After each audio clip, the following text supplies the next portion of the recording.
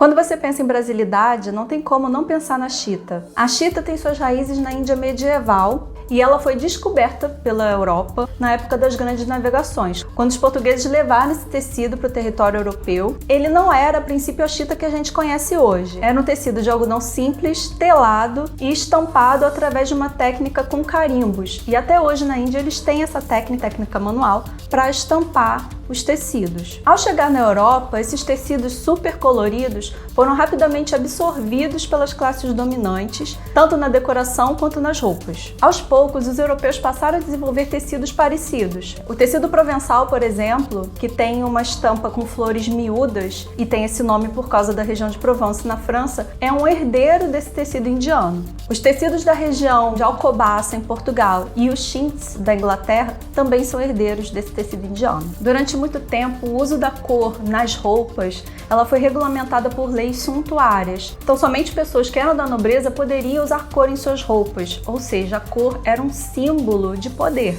Durante muito tempo no Brasil colônia não se pôde produzir tecidos devido ao alvará de proibição das manufaturas de 1795. Por isso esses tecidos eram vindos de fora. A chita passou a ser produzida no Brasil a partir da instalação do Colégio das Fábricas no Rio de Janeiro, após a vinda da família real. No Colégio das Fábricas, ela era produzida como um algodão chamado morim e estampada como uma forma de xilogravura. Devido ao seu baixo custo, ela foi rapidamente adotada pelas camadas populares. Várias obras da literatura brasileira comprovam o uso da chita, como por exemplo o Curtiço, de Aloysio de Azevedo, em que a personagem Pombinha usava vestidos de chita para ir à igreja aos domingos. E justamente por ela usar a chita engomada, ninguém diria que ela morava em Curtiço. No romance Dom Casmurro, de Machado de Assis, não se sabe se a personagem Capitu traiu ou não Bentinho, mas os vestidos dela eram de chita. A estampa da chita geralmente são motivos florais, em cores primárias e saturadas, que significa que o pigmento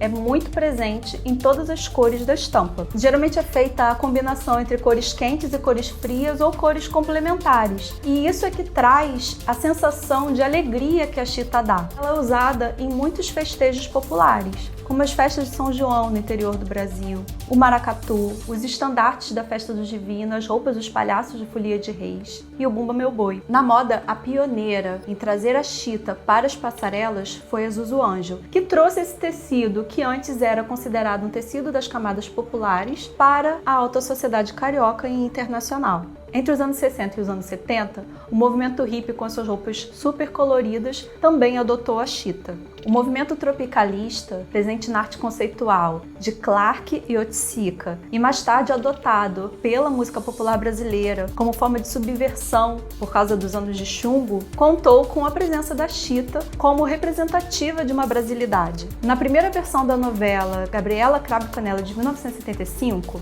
a personagem de Sônia Braga, Gabriela, usava tubinhos de chita. E rapidamente todas as mulheres do Brasil passaram a usar tubinhos de chita. E você? Como a chita está presente no seu dia a dia? Você tem algum vestido de chita, uma saia, uma cortina, uma toalha de mesa? Se você tem uma peça de chita, orgulhe-se! Ela faz parte da memória do nosso povo.